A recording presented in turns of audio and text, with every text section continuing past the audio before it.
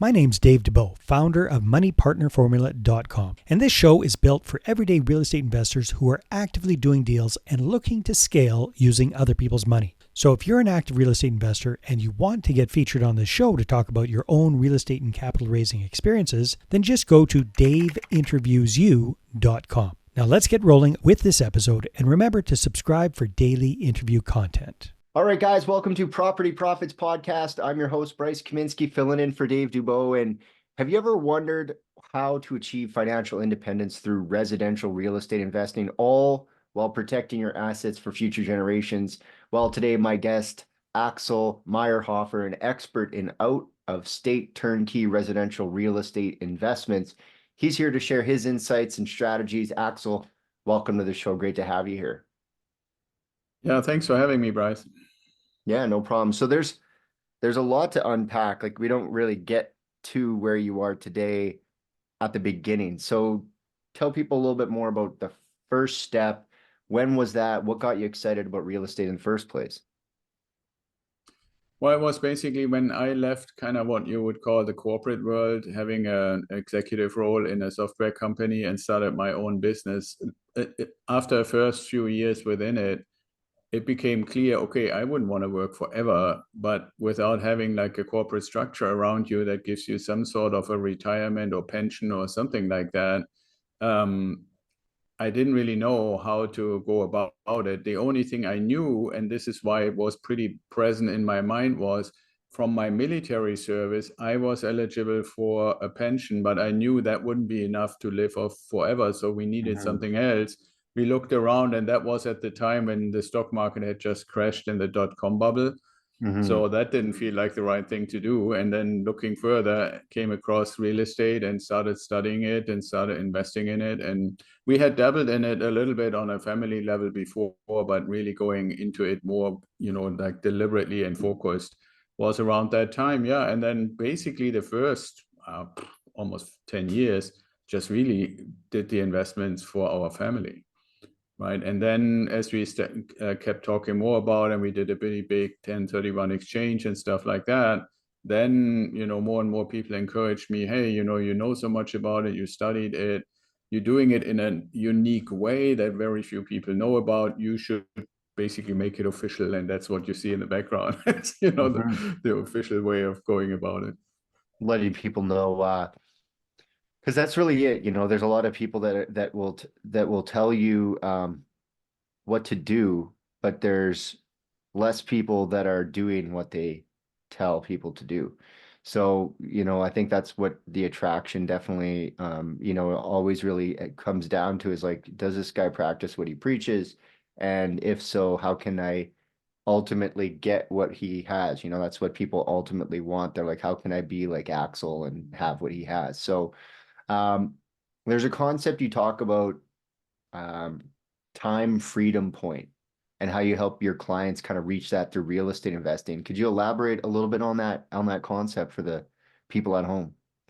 Yeah, absolutely. So, I mean, for one, the idea, and I think it's actually growing. It started probably with the millennials, and now Gen Z and others are also kind of jumping on board to say, do I really want to live a life like my parents, where I probably have to work 40, 45, or even more years? Or do I want to have a different kind of life? And a lot of them come to the conclusion, well, I would like to have the option to decide how long I work or have to work, and then maybe also be able to do some things that I'm really passionate about, even if they don't pay well. Right. And so time freedom point basically is a milestone on the investing journey. And it's the point where what we call the time freedom number has been reached. So if I go a little deeper, what that means is, if you, for example, were to say, I'm looking to have in current numbers, in current money, something like $5,000 a month in income that I don't need to work for, that I don't need to exchange time for money for. Then we can go and say, okay, so just for easy calculation for anybody listening to us, if you had 10 properties and each of those properties were to produce $500 of cash flow per month, then you would have your $5,000. Now, most people at least the ones that come to our organization and want help and want to work with me and go on the journey and join me on the journey, they don't have the money to buy 10 properties all at once, right? So it is a process, and you're working, and that's why I call it a journey, to acquire those 10 properties. And obviously it's individual. If your number is not 5, but 4,000 or 6,000 or 3, whatever your number is, defines that milestone. And so the time freedom point is the point where you basically for the first time have the freedom to decide, what do I do with my time? Do I want to continue my job because I love what I do? Or do I want to maybe go to my boss and say, hey, I would really like to cut my hours to half time? Or there is some passion, something that you always wanted to do that your current occupation doesn't allow. Well, if you reach that milestone, then you can do that because you know you have a portfolio that is generating that income. Yeah, something that, and I would always say that, you know, I was in the music industry. That's where I started my entrepreneurship, opened a recording studio and dealt with artists. And artists particularly are relatively broke. You know, it's like bleeding a stone. It's start a business that works just off of broke musicians. And I said to my friend Al, you know, a number of years ago, I said, I think real estate and buy and hold real estate would be a great thing for artists and people who have these like passion projects, because you still need to pay the bills, and the pressure of paying the bills can be a big distraction from, say, painters or composers or whatever it is that you really enjoy doing or wanted to dabble in. And so you're pretty much saying, like, what's the point where you can escape the demand, the mental demand of like, I gotta pay the, you know, car, food, internet bill, all that stuff, and we can hit that time freedom point and say, okay, now what? Do I just like hang out in my house for a month now that I've hit that and just relax? So, what are some of the key benefits of investing out of state with these turnkey residential properties, particularly in terms of like cash flow on day one? Well, what actually happened is it's out of state, or we call it out of state because we have found, and myself, that's how I started, as I mentioned, living in the Santa Barbara area, or the surrounding areas, hundreds of miles in pretty much almost any direction other than across the ocean. Everything was way too expensive to really make the investment perform. This is one of the things that is really one of the core mantras at Idea Wealth Grower, is to say we are looking for properties that perform from day one and keep performing, right? That's the concept. So it expands a little bit nowadays, because when you look at where are the people that have the best jobs or make the best kind of income, right, from work, and they're typically in areas where the properties are relatively expensive. And they don't perform well. So if you are, let's say, in Austin or Santa Barbara or San Diego, San Francisco, New York, Boston, those kind of places, yes, they give you good income, but they probably don't allow you to invest in driving distance. And that was my situation. That's how it started. So I started looking, where are locations where we find well-performing properties? And it was in Idaho, in Illinois, in Ohio, in Tennessee, places like that. So that's where the name or the term out of state came from, because as soon as you say, I want to go where I, for example, even today with the high interest rates in mortgage costs, I want to meet the 1% rule. I want to have cash flow from day one. You can't do that in these relatively higher priced areas. That's where the out of state comes from.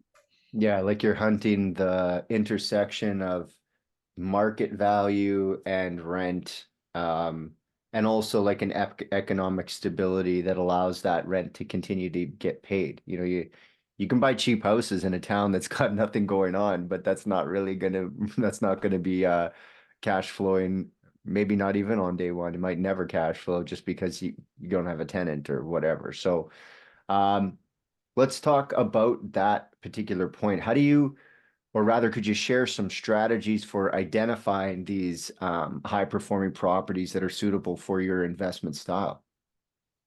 Yeah, I mean, fundamentally, you can just put a certain set of criteria together and say, okay, you know, I only look, let's say, you know, just to take a real tangible example, and let's say, you know, okay, I have $30,000 plus or minus a few $1,000 ready to invest, which means under normal circumstances for a single family investment property, you can get it financed for 20% down, which then converts to say, okay, well, so my $30,000 can buy me a $150,000 house.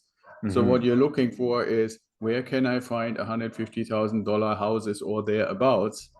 And if we apply the 1% rule, you know, you want to find these $150,000 houses, but you also want to find them in areas where you can get something like $1,500 in rent. That's the 1% rule, right? So now that's a rent level that is below the national average right now. And just to feed a little bit of the information in, just the other day came out in Redfin, the median house is like slightly below 400,000 these days.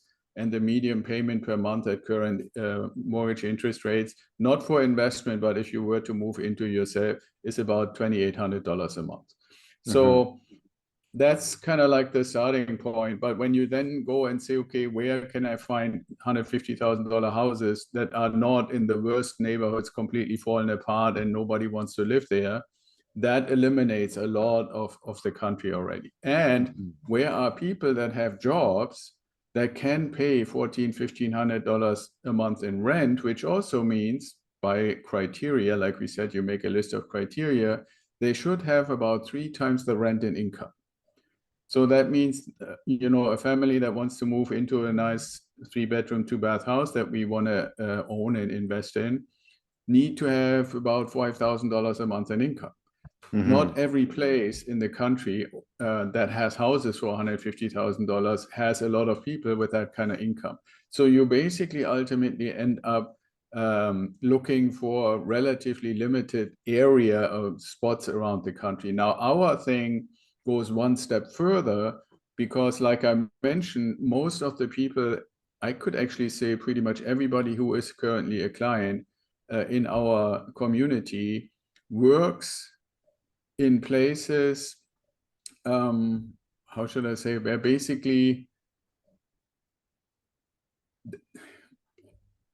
they have the understanding that they want to have a property that is kind of nice, not to the extent that they would move into themselves, but to the extent that it is a nice house that, you know, is kind of like also serving the purpose of giving somebody a nice place to live, right? And so what they also don't typically want to do or have time to do is manage the property, especially when it's 1,000, 1,500, 2,000 miles away.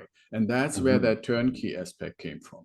Because I started looking, okay, yeah, I can find properties that have the price and that have the rent, especially like 5, 6 years ago, 7 years ago, much easier than now. But then what do I do when I own it? Who is taking care of it? And that's where this model of turnkey providers is really, really strong, because you can be sitting anywhere in the country, you know, and have your investment 2,000 miles away, and the turnkey provider is literally taking care of it. And all you do is you spending something about 30 minutes a month to talk to your turnkey provider and find out what is going on with my property. And I'm a big fan of building like little clusters, like 4 or 5 houses in one general area. So they have the same turnkey provider, and it takes the same amount of time basically to talk about one property or 3 or 5. Nice. So you're building out these turnkey people, or are you hiring like management companies to do it? No, the turnkey provider is basically a technical term. There are companies out there who have decided they want to offer 3 things under one roof. They offer basically a contractor renovation department that finds what I call the ugly duckling in a nice neighborhood to renovate. The second department is the marketing and sales department that basically acts a little bit like a real estate agency that puts these renovated properties on the market. Now, in reality, between you and me and your audience, they never really get on the market to Redfin and Zillow and stuff, because people like me and others are basically have relationships with them. So most of them are off-market properties, but they still have a marketing and sales department for also contracts and all that stuff. And then the third department in that same company is property management. So you have the people that find the property and renovate it, the ones who actually contract, and the ones who manage it all together in the same space. And that's what basically constitute a turnkey company. There are a few out there that use that term but don't really offer all three, but the ones we work with all offer the all three options. And for anybody who says, I want to join Axel's program, either for investing or for mentorship or for both, they obviously get access to our network. So yes, we are always happy to review any deal that somebody has found on their own, but we also want to offer you and show you the deals that our providers actually have. And most of the time we find out that, because they know exactly what we're looking for and what our investors are looking for, they cater the deals to work that way. Yeah, back in 2019, I actually was down in Cleveland with a turnkey provider. We would find them, fix them, and rent them out, and an investor would buy them, and we wouldn't own them anymore. We'd own them for 30 days or something, or they would buy it right at the beginning, and we'd do all the work and rent it out, and they'd be on title from the go. And so yeah, definitely they exist in those markets, because you need someone to like be on the ground, fix those things up, or even just to repair those like already done things, and have a nice like business model around like, okay, we're going to do the furnace, the hot water tank, waterproof this, and paint everything, and make sure that it's meeting the turnkey investors criteria, like you're saying. And then it's a relatively easy transaction, because there's an expectation between the two parties. So one of the big things is analysis paralysis. These people are coming in doing their like first deal in a lot of cases. What's some things that you do to kind of help guide your clients into overcoming that crucial step towards real estate investing, getting your first, taking the plunge? Well, I don't know that I can really do much if somebody isn't sure if he or she wants to do real estate investing. Let's say they want to, and they're in the Yeah, program. let's say they want to. If that's the case, what oftentimes happens is to say, I've taken classes, I've looked at YouTube, and all kinds of gurus have spoken to me. I've spent money on this and that and the other. And now I have so much information. It's kind of like, in a sense, a little bit like the internet, like a fire hose. You type something in, and for everything you put in, even on these platforms, like Roofstock or Zillow or whatever, it's always thousands and thousands of offers. And the paralysis happens to say two things. Either I'm not really confident to commit to one of them, or the second part is, even though the one that I like, that I found and that I like, looks all good, but what if there's another better one tomorrow? Those are the two kind of things where you get into this paralysis, to always say, well, if you, for example, in Zillow, you can set up a search agent, and it literally sends you an email. You can say daily, weekly, bi-weekly, monthly. But if you set it to daily or weekly, it could keep sending you new emails with new properties. And that gets you into this paralysis, because you have the feeling, well, there might be a better one and another better one. Now, you have to keep in mind, in the turnkey model, the emphasis shifts a little bit from this typical thing that creates the paralysis. Because for one, when we start working together, we set clearly what are the criteria. And Axel's are different than Bryce's, are different than John's, are different than Laura's. But we want to come to a set of criteria that you're comfortable with. The other part is, you have to ask yourself a little bit the question, what actually happens if you find a property somewhere on these regular platforms that are not turnkey? What do you all need to find as well? Because the property is one important thing, but you also need to find property management, you need inspection, you need lending, and so forth and so forth. So it's a long list of additional things.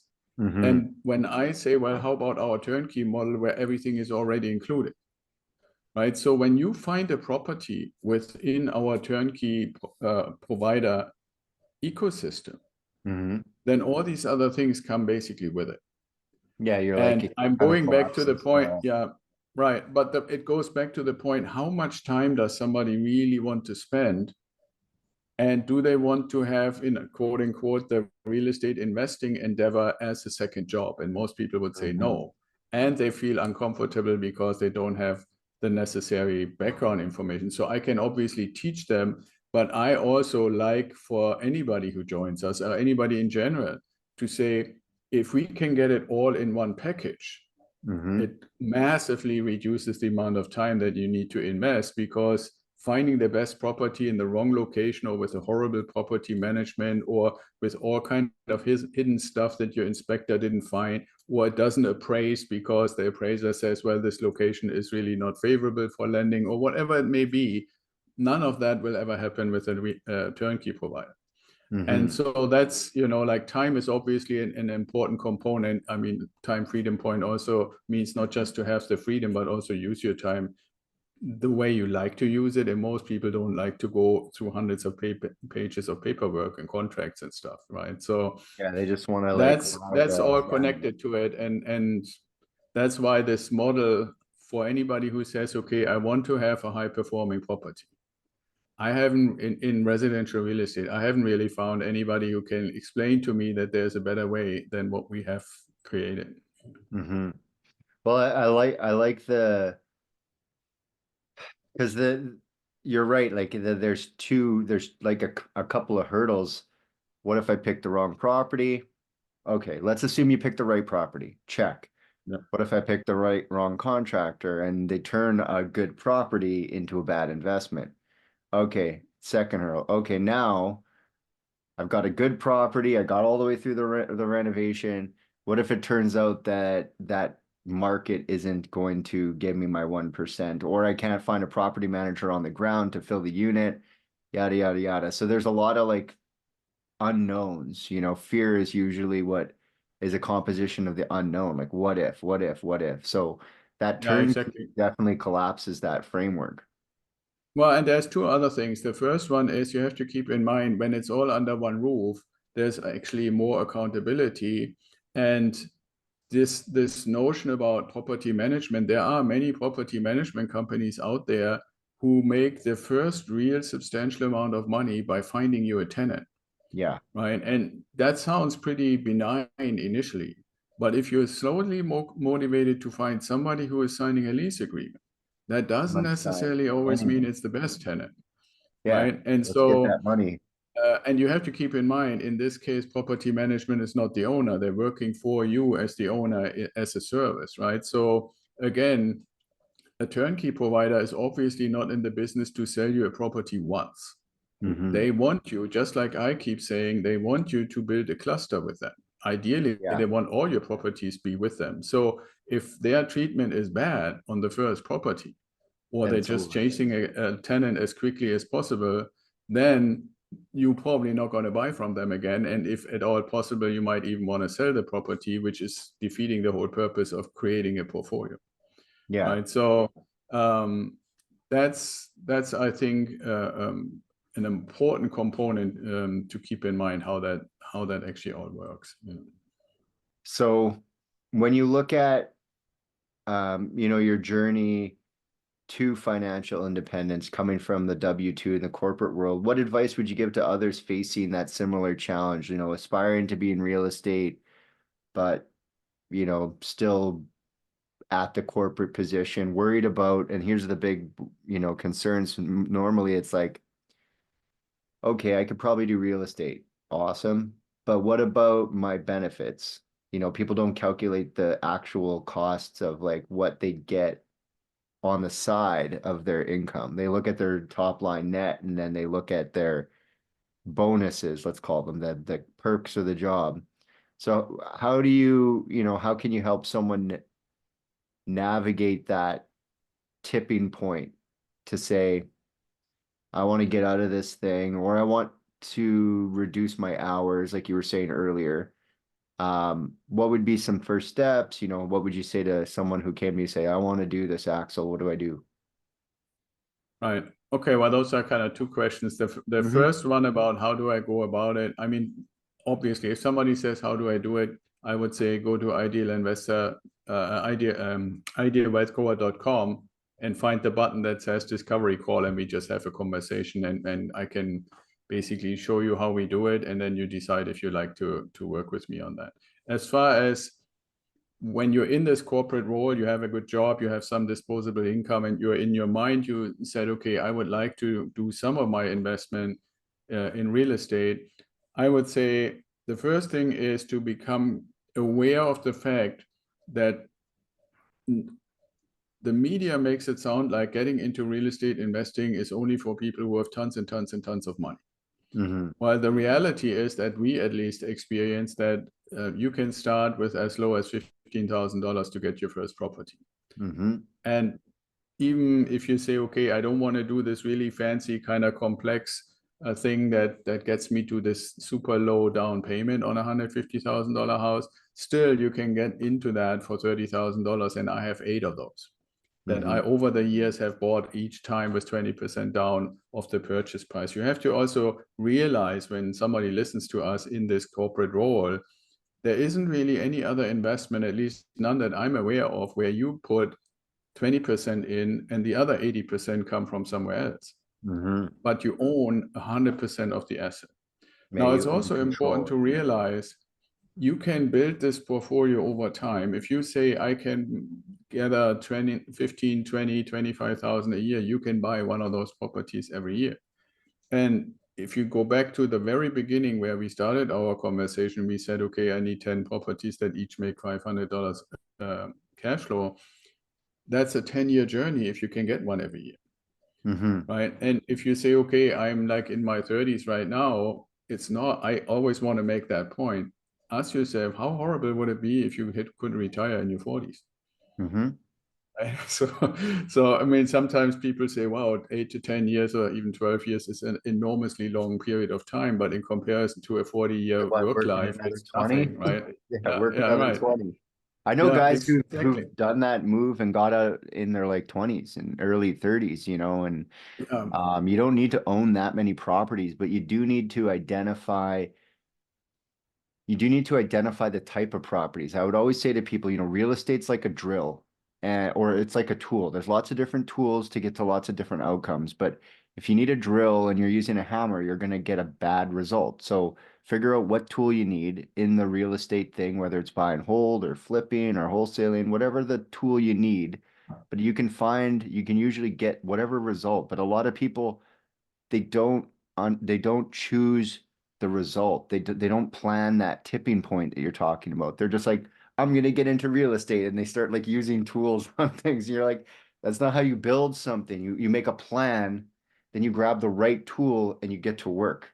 And you stick it and you finish the plan and you build the house, and now you've got your tipping point. What you're talking about is that inflection point where you've now can decide to continue or to, you know, try something different, but you've got that like base foundation of, you know, money coming in. So, um,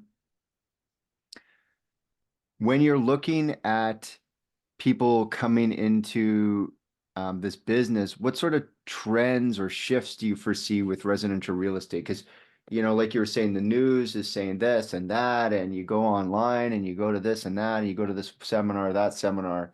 What do you see as someone who's kind of has their finger on the pulse? What do you foresee?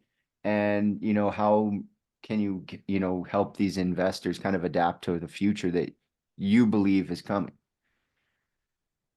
Yeah, so I would say some of the things that are occurring literally right now in 2024 and the way they are interpreted in the media is almost like counterintuitive from an investor perspective. Mm-hmm. When you look in articles in TV or whatever, YouTube, you will hear left and right that everybody says residential real estate market is currently dead. And Mm-hmm. lots of agents and brokers and stuff are closing. Why is that? The vast, overwhelming majority of everything that happens in real estate is for people who want to actually buy something to move in.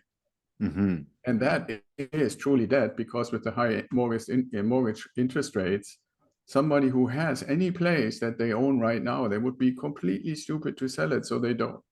Which Yeah. means there's relatively little inventory in the market for anything that is already nice and people Mm-hmm. live in it. So that's one part. Obviously, when nobody sells, agents have nothing to do.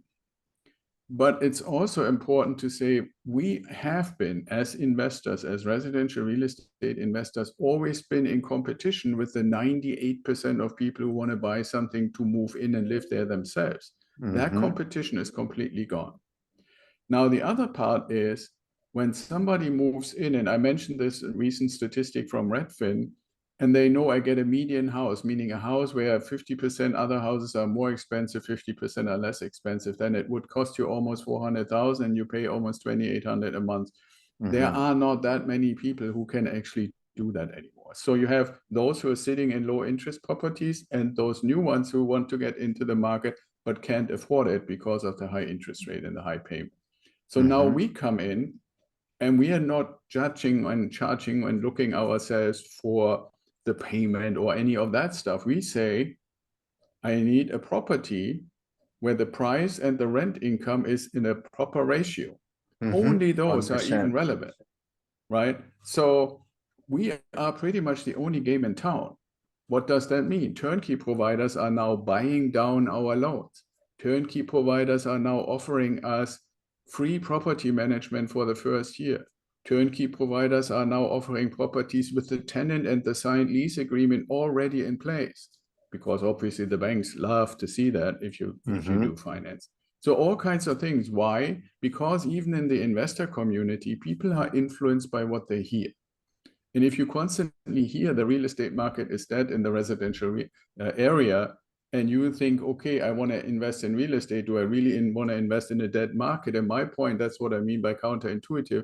This is the time when nobody does it. It's kind of like what Warren Buffett says, right? You want to invest when nobody wants it, and you want to potentially sell or enjoy the sunshine when everybody is running after it. And when you ask me, where do I see this going in the future?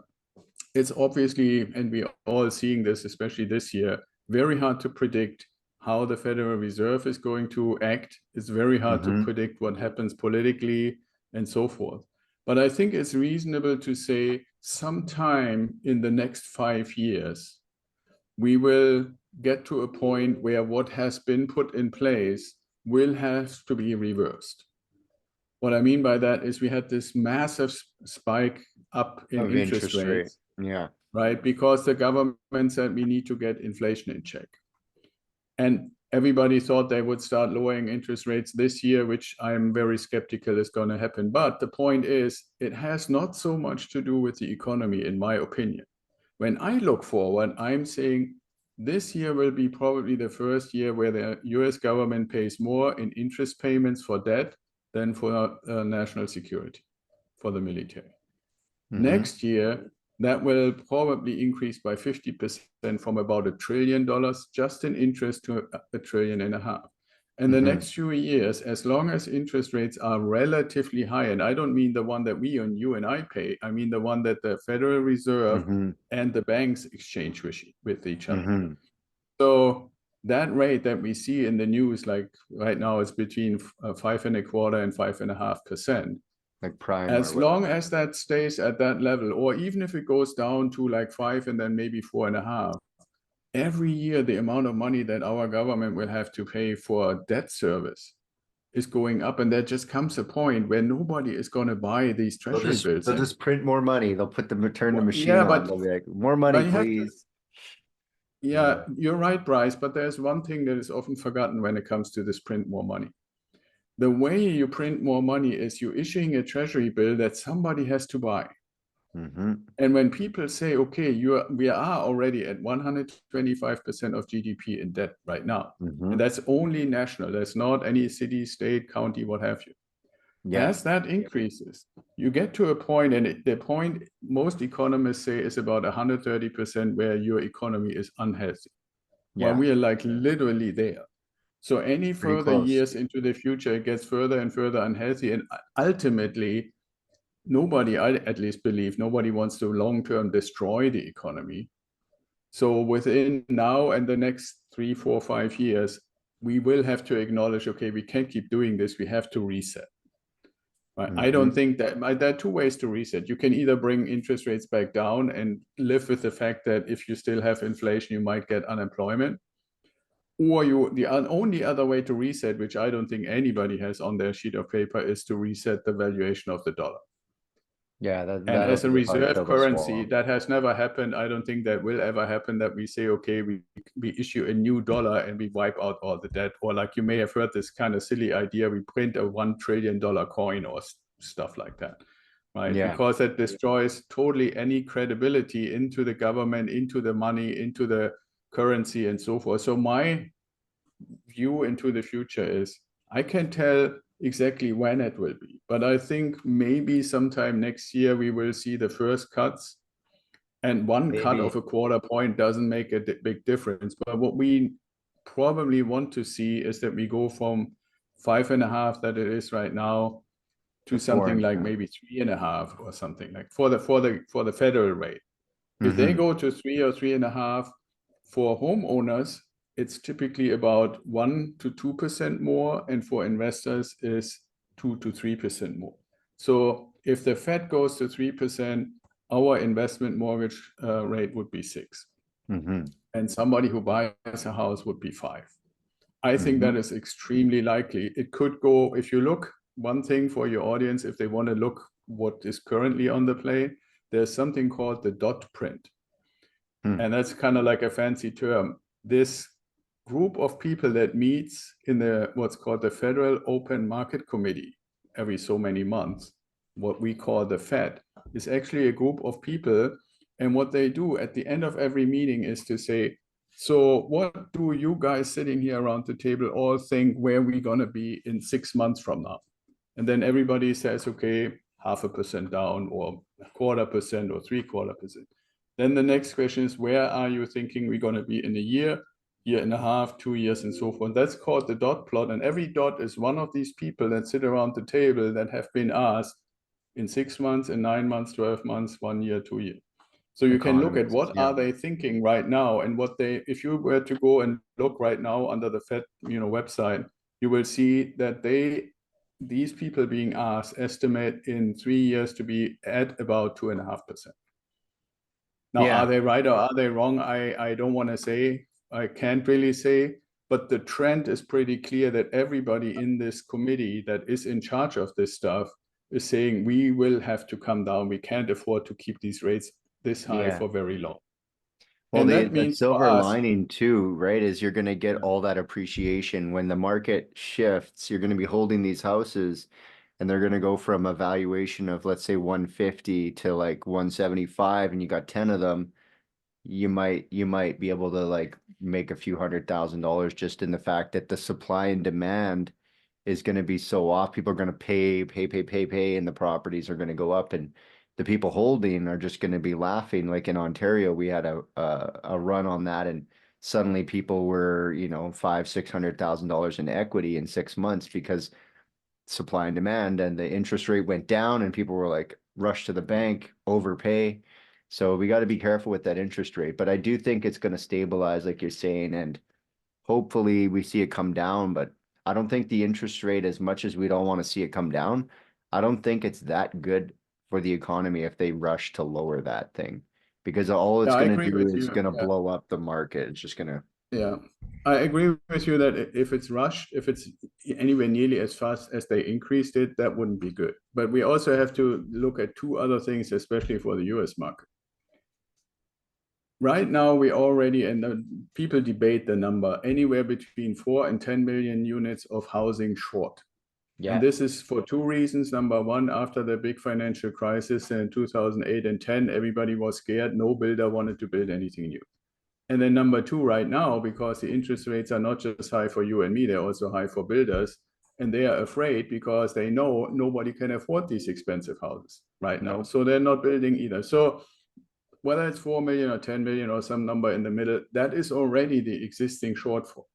And every year it Now gets think shorter about and of all the shorter. people. Yeah, and I mean, they started increasing in 2022. Let's just say we get to something reasonable by 2027, just for the sake of argument. That's 5 years of people not having had an opportunity to get into something for all the reasons we discussed.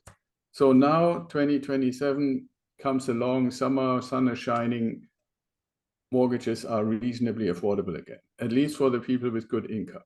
they're gonna come out like gangbusters and gonna do exactly like you said. They will line Buy up like they everything did and in overpay 2021. because it's Yeah, yeah, exactly. 50K over. But you know what that does? And this is important for our audience to listen to from an investor perspective. That will allow the people that are now in a position to take all the money that they couldn't and didn't want to invest in these properties and get them and increase the prices. But everybody else who is more in the middle will basically be forced to rent. Mm-hmm. And the Mm-hmm. rent side will also become as competitive as the sales side. Yeah, And that's where you we're and having I that in are, yeah. Well, we're having that challenge in Canada because we've got a shortage of the same. Yeah. We have an equal shortage of housing, but you guys have 400 million people and we have 40 million people, but we both have a 4 million houses short.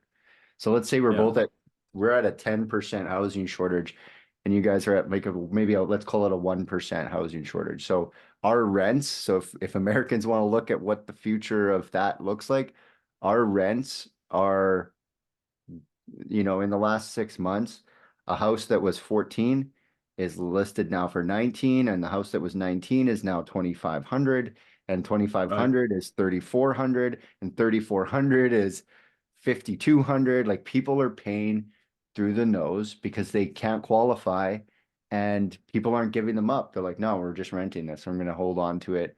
Even with the high mortgage, we've got different mortgage regulation here, but I definitely can see what you're saying when it comes to where rent will go when the middle is unable to compete with the people with more disposable income.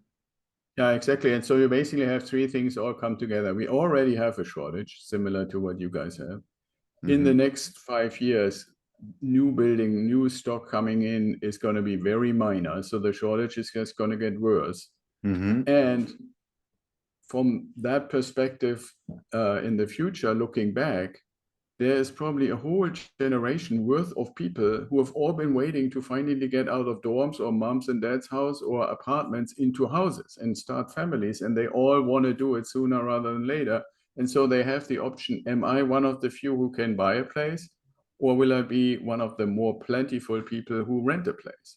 And guess where we will be? And this is why I'm encouraging people to say, when we look into the future, and look at where we are right now, even with a high interest rate, if your focus is performance and you're building the portfolio right now as quickly as you can, then you can lean back and say, yeah, it looked like I need 10 properties, but let's say in the next 5 years, you get 5 or 6. That might be enough. This might be enough. Yeah, exactly. Awesome. Well, we could probably speculate on the market all day. But I think what might be more valuable for our listeners is to find out how do they get connected with you? What should they do? How do they find you? Yeah, so when you go to ideawealthgrower.com, and anybody who sees us on video, this has been displayed in the background the whole time, basically ideawealthgrower.com. And if you get to the website, before you even do anything, on the top right-hand corner, there's a little button that says Discovery Call. That gets you to my calendar. We set up a call, we talk to each other, and we see if you like what I have to share with you, either on the investing side or on the mentoring side, or both. And then we rock and roll. Nice. Well, I really appreciate you stopping by and stabilize assets right out of the gate, cash flow on day one, and finding the market that actually does that for you. It's really important. I really appreciate it. Yeah, absolutely. And I would add, maybe keep in mind that it only takes about 45 minutes a month to handle the whole thing, right? After you got the assets, it doesn't take a lot of time to have somebody else manage it for you. Yeah, just checking on them. Okay, well, until next time, guys, we'll catch you on the next episode. Hey there, I really hope you enjoyed that episode. And as always, if you want to listen to more daily interview content, make sure you subscribe. And if you're an active real estate investor and you're doing deals and you'd like to get featured on this show, then just head over to daveinterviewyou.com. Now at moneypartnerformula.com, we help real estate investors to create a process for predictably getting capital so they can do more deals without relying on hard money lenders or the banks. We do this by building them a private capital marketing system. Now, if you want help turning yourself into a big money capital attraction machine, then book a call with our team to see how we can help. Just visit moneypartnerformula.com to find out more. All right, take care, and we'll see you on the next interview.